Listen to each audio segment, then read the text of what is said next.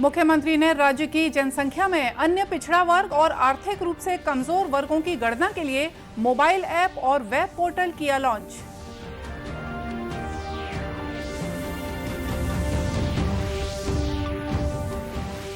आजादी का अमृत महोत्सव की श्रृंखला में केंद्रीय महिला और बाल विकास मंत्रालय द्वारा आज से छत्तीसगढ़ सहित पूरे देश में मनाया जा रहा है राष्ट्रीय पोषण माह।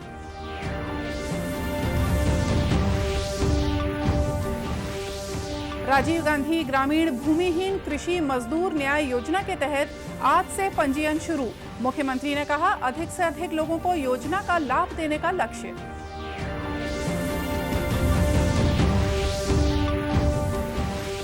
और पहली तिमाही में देश की विकास दर 20% तक पहुंची। जीडीपी में वृद्धि की ये अब तक की उच्चतम तिमाही आंकड़े हैं।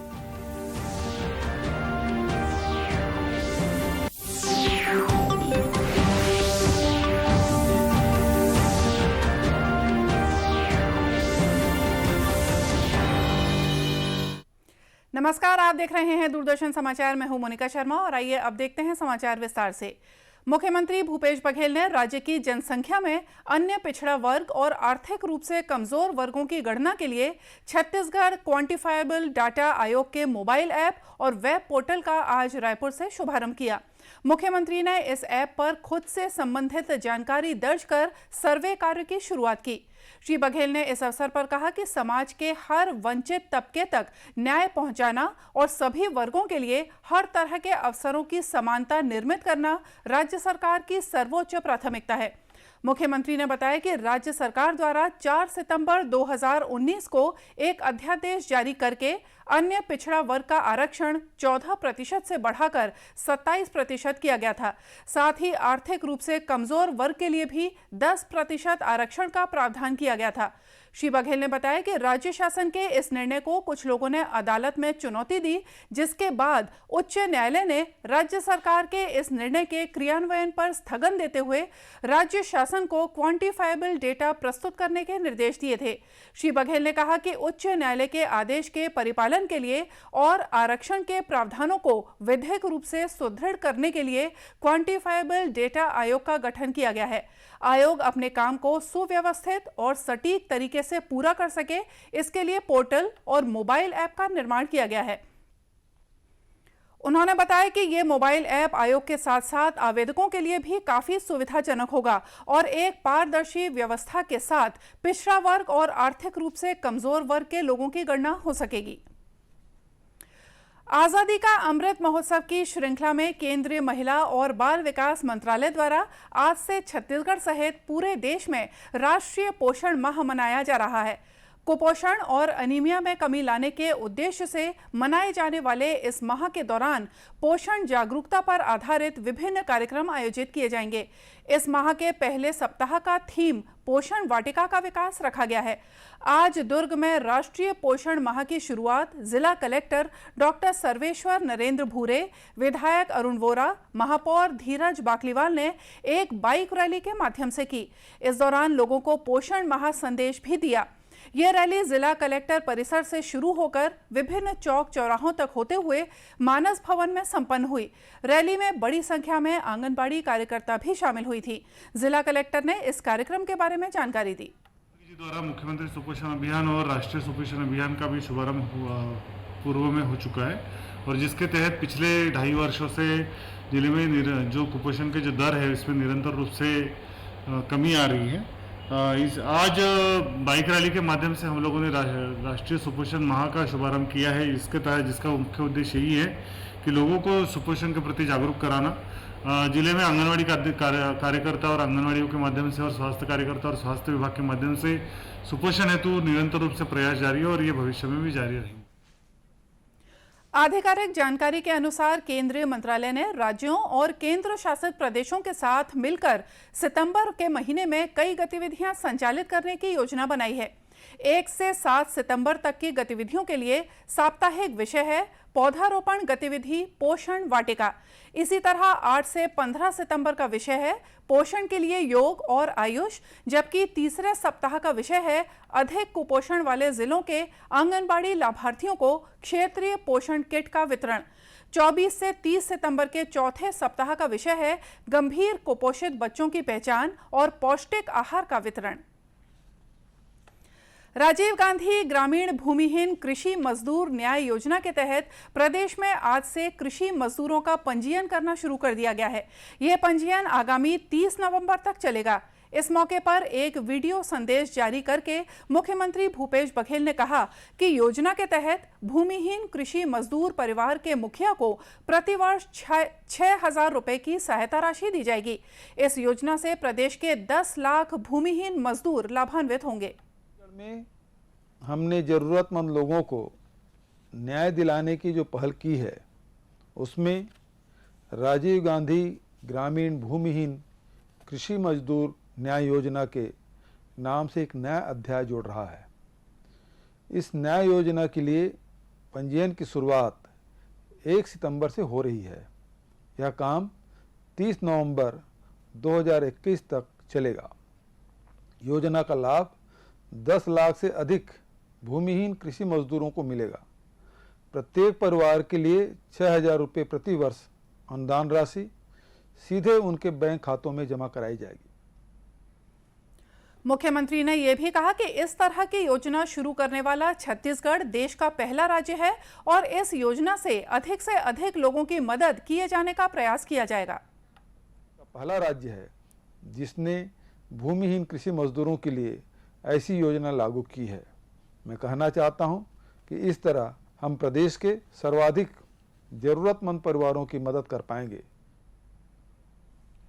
इस योजना के तहत ग्रामीण भूमिहीन कृषि मजदूर परिवारों के तहत चरवाहा, बढ़ई, लोहार, मोची, नाई, धोबी जैसे पौनी पसारी व्यवस्था से जुड़े लोग पात्र होंगे।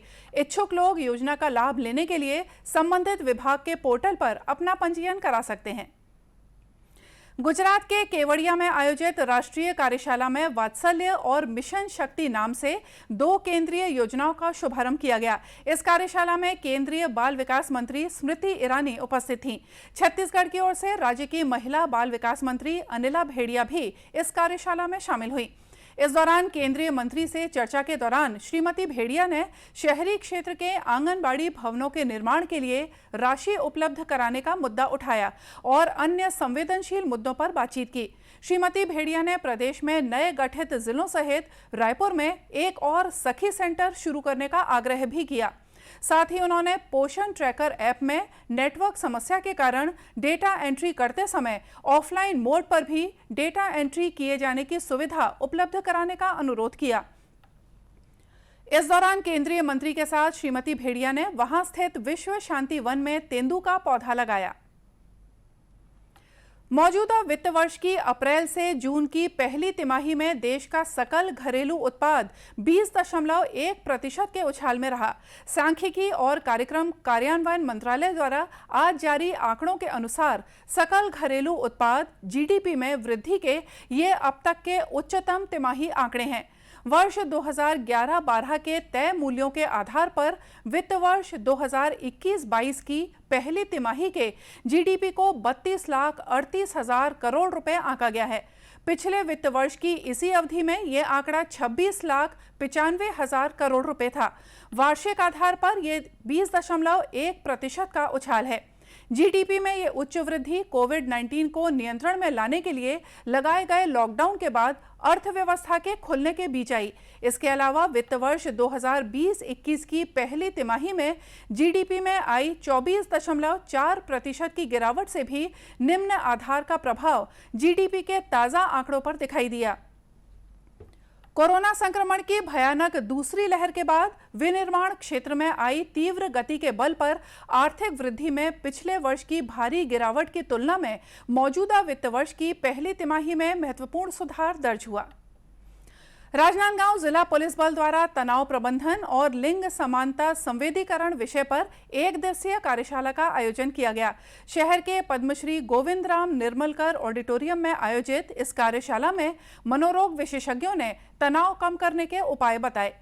दुर्ग के मनोरोग विशेषज्ञ डॉक्टर प्रमोद गुप्ता ने व्याख्यान में अपने विचार रखे। उन्होंने कहा कि तनाव की वजह से कई बार बीमारियों का सामना भी करना पड़ता है। वहीं लिंग समानता संवेदीकरण के तहत महिलाओं के साथ घटित अपराधों की शिकायत को लेकर किस तरह से कार्य करना चाहिए, इसकी जानकारी कार्यशाला में पुलिस के वरिष्ठ अधिकारियों ने दी। इस मौके पर उपस्थित अतिरिक्त पुलिस महानिदेशक विवेकानंद सिन्हा ने उम्मीद जताई कि इस कार्यशाला से पुलिस के महिला और पुरुष कर्मियों को अपना कार्य और कुशलता से करने में मदद मिलेगी। कार्यशाला का आयोजन किया गया। बेसिकली आज के समय को देखते हुए और जिस प्रकार से पुलिस की जो कार्य प्रणाली है, जिसके कारण से कई कारणों से स्ट्रेस उत्पन्न हो जाते हैं, उस स्ट्रेस को किस प्रकार से मैनेज किया जाए। और जैसा कि मैंने बताया कि स्ट्रेस जीवन का अभिन्न अंग है और उसको साथ में लेके चलते हुए किस प्रकार से मैनेज करते हुए अपने जीवन को आप सफल बना सकते हैं। और इसी उद्देश्य और इसके स्ट्रेस के कारण से बहुत सारी जो परेशानियां या जो बहुत सारी बीमारियां हो जाती हैं, जैसे कारण डायबिटीज़ या हाइपरटेंशन या अन्य बीमारियां, तो इस स्ट्रेस को कैसे मैनेज किया जाए। इस कार्यशाला में भाग लेने वाले पुलिस कर्मियों ने बताया कि इससे उनमें बेहतर संदेश का संचार हुआ है, जिसका फायदा उन्हें कार्यस्थल पर मिलेगा। आजादी के लिए भारत का शानदार संघर्ष आधुनिक विश्व के महानतम संघर्षों में से एक है। दूरदर्शन समाचार इस शानदार संघर्ष की झलक रोजाना आपके लिए लेकर आ रहा है। आज हम बात करेंगे महान तमिल योद्धा पुलितेवन ने कैसे लिया था अंग्रेजों से लोहा।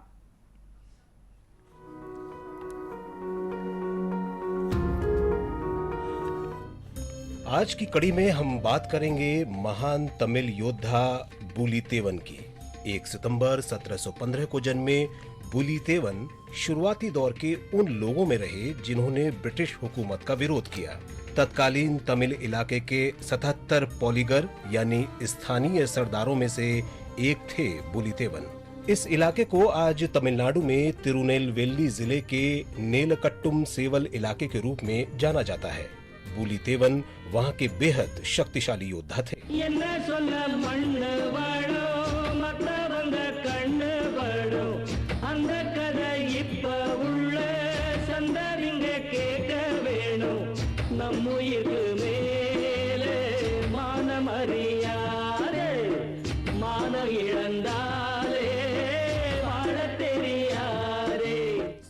सदी के आखिरी दिनों में दक्षिण भारत के शक्तिशाली विजयनगरम साम्राज्य के विघटन के बाद पल्लम का शासन कायम हुआ। इन नायकों और पॉलीगरों ने मुगल जागीरदार आर्कॉट के नवाब की अधीनता को कभी स्वीकार नहीं किया। अपने इलाकों के वे स्वायत्त शासक रहे। जब ईस्ट इंडिया कंपनी ने नवाब से कर वसूल करने का अधिकार हासिल किया, तो पॉलीगरों ने ब्रिटिश अधिकार को भी मानने से इनकार कर दिया। जाहिर है कि कंपनी इससे नाराज हो गई और इसे पॉलीगर विद्रोह का नाम दिया। कंपनी के साथ पॉलीगरों का युद्ध शुरू हो गया, जो करीब आधी सदी तक चला। उस दौर में अंग्रेजों से लोहा लेने वाले महान पॉलीगर योद्धाओं में पुलितेवन प्रमुख योद्धा थे। ब्रिटिश सेना को पुलितेवन ने पहली बार 1755 में चुनौती दी। तब ब्रिटिश कर्नल अलेक्जेंडर हेरोन ने पश्चिमी तमिलनाडु पर हमला किया था। नेलकट्टुम सेवल में पुलितेवन के किले में ब्रिटिश तोपें नाकाम रहीं। और आइए देखते हैं अंत में मुख्य समाचार एक बार फिर से। मुख्यमंत्री ने राज्य की जनसंख्या में अन्य पिछड़ा वर्ग और आर्थिक रूप से कमजोर वर्गों की गणना के लिए मोबाइल ऐप और वेब पोर्टल किया लॉन्च।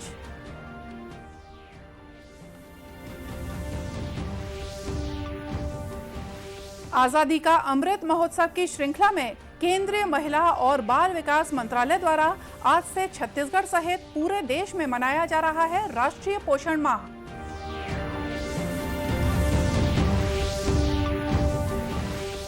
राजीव गांधी ग्रामीण भूमिहीन कृषि मजदूर न्याय योजना के तहत आज से पंजीयन शुरू।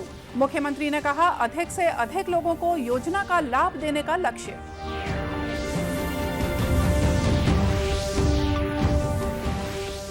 और पहली तिमाही में देश की विकास दर 20% तक पहुंची। जीडीपी में वृद्धि की ये अब तक के उच्चतम तिमाही आंकड़े हैं। और इसी के साथ ये समाचार बुलेटिन यही समाप्त हुआ। नमस्कार।